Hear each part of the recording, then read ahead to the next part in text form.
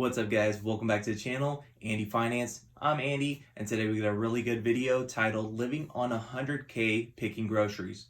Now I've seen many of these videos before on YouTube and I've been pretty hesitant to make one myself just because putting my finances out there and letting people see how my spending is going, it's pretty daunting just because being a finance channel, I know I should be on top of my finances, but that doesn't seem to be the case as you'll see in this video. Alright, so the title is a tad clickbaity. I don't actually work inside a grocery store, but I work for a distribution center for a grocery chain. My job title is order selector, and I basically ride around on an electric pallet jack collecting items to be shipped to stores. It's basically like playing Tetris with these boxes all day. So as you can imagine, it takes very little skill to do what I do, which makes it all the more impressive that you can earn up to 100K a year doing this job, which is what I earned in 2020, 100K. Now, unfortunately, this job does not feed my creativity, which is why even after a 13-hour shift, I'll still come home and work on creating YouTube videos with the ultimate goal to create a second stream of income and monetize my channel. This type of job is not for the weak, and that's why it pays so well. During the very difficult time in 2020, I was very fortunate to work in a field that was absolutely booming, especially with everyone stockpiling food due to the illness. Just as many have done in 2020, I've focused a bit more on my finances and my spending, but as you'll be able to see from this video, my finances are still f***ed. Lifestyle inflation exists and I am not immune to its effect, so in this video we'll be going over my finances and why I'm still broke living paycheck to paycheck. Now I was fortunate this past year to rack in $100,000 in 2020, whereas a lot of people were very unfortunate and lost their income due to the virus going around. I, on the other hand, was able to bring in more hours, being that I work in a career that was in high demand. Now, as you saw in the clip before, my job is not difficult at all. It's relatively easy. Just about anyone can do it. It is hard work, but I mean, if you're willing to put in the work, put in the hours, it pays off really well. A lot of people don't know jobs like these exist, but they are out there and they have great benefits, which is why I'm there. I can't complain, although, I go through the aches and the pains of the waking up really early in the morning and getting off really late. But like I said, the job does not feed my creativity, so regardless of making 100K, I use it as a stepping stone to further pursue creative ventures, just like creating YouTube videos. Like I said, with hopes to monetize this channel in the near future, and possibly create another channel that I'm pretty inspired to do. Now, before I get into my finances, be sure if you have any advice or any comments to leave them down below and let me know what you guys think. Could I be doing better? Am I fine? Or just anything. If you think this video sucks, go ahead and leave that down below. But let me know something down below in the comments. Now these here are roughly my monthly expenses at $4,859.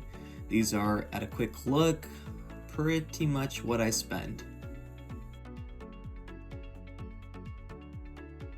Now let's get into the monthly expenses. Now let's start off with rent.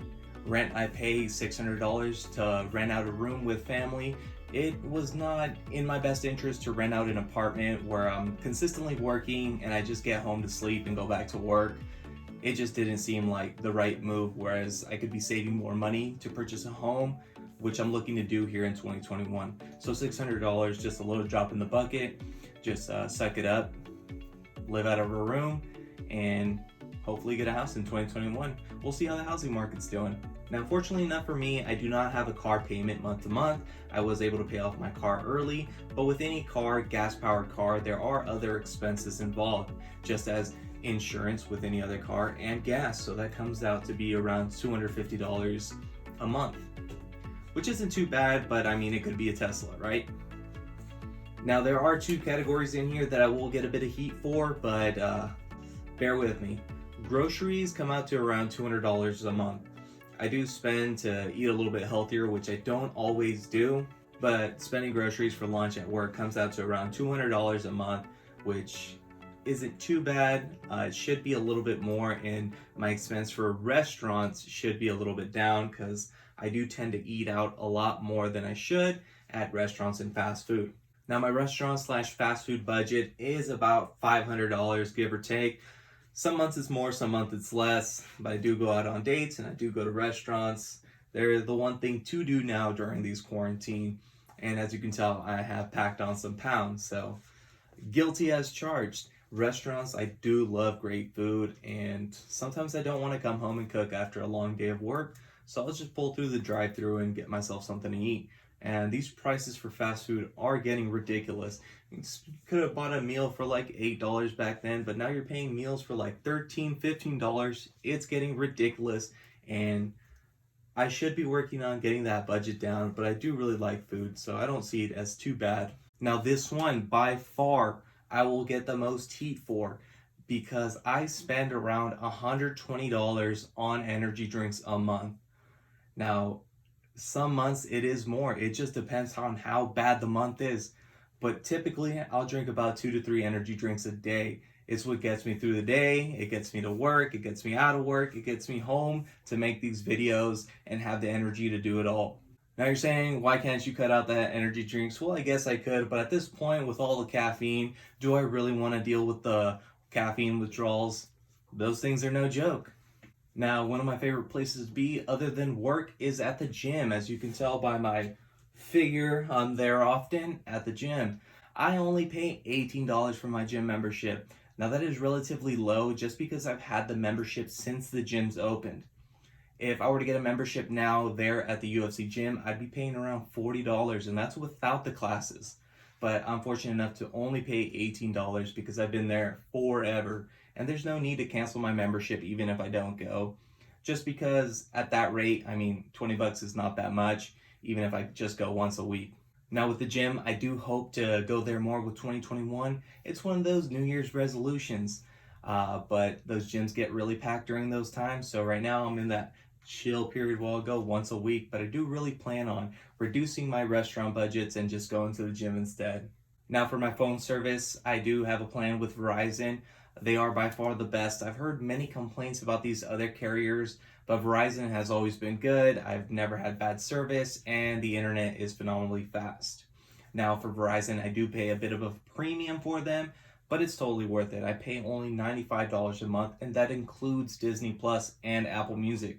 So as you can see, it really isn't that bad. Now for my monthly subscription services, I pay $51 a month. Now these are by far the ones that everyone needs. Come on now, Netflix, essential. Amazon Prime, 2-day delivery, essential. And that includes the Prime Music and the Prime Video. Those are a must. Now the third video service that I do have is Shudder. Not a lot of people know about this video service, but it is definitely for the horror fanatics. They have great catalog of horror movies, which I love to watch. So at around $6, it's not really all that much, and I'd like to have it there. So now included in the monthly subscriptions is Adobe. I do like to use Lightroom and Photoshop to create the thumbnails, so that is an absolute must to have. So around $51 for all my monthly subscriptions isn't all too bad. Now for loan and credit card repayment, it's around $505 a month, which isn't too bad. The interest rate isn't too ridiculous on it, so I'm not too rushed to pay it off, just in case some of you guys want to give me heat on that. The savings is by far not my favorite thing to talk about. A lot of people don't know this, but in savings, I only put in $100 a month. Now, is there really an excuse to only be putting $100 a month? In all honesty, that's what I put in a month, $100 in savings. Not always do I go out with friends or go on trips, but it's around average $200 a month throughout the year, because one month I won't do something or the next month I will. During quarantine, there hasn't been much to do or to go out with friends to do just because of all the shutdowns. So that has been brought down significantly, down to $200 a month. Now, prior to quarantine, that would have been a lot higher because in the month of October, I love to do all the Halloween events, all the horror conventions, and all that stuff of that nature. I'm a real big horror fanatic, so my spending gets absolutely ridiculous during the month of October. It's anywhere from $2,000 to $3,000 for that month alone. But I mean, for that month, it's only 1 month, and it's something I really love to do, so I don't see a big issue spending the money for that month. So now for the last bit of my spending for the month, it is investments. I invest around $2,220 a month. That's right, I invest a lot more than I save. I invest in stocks and cryptocurrency. Now the way that I have that set up is $1,000 goes into Robinhood a month, $800 goes into Fidelity and $420 goes into Stash. Now that money is distributed between various stocks and cryptos, and I have no issue spending that money.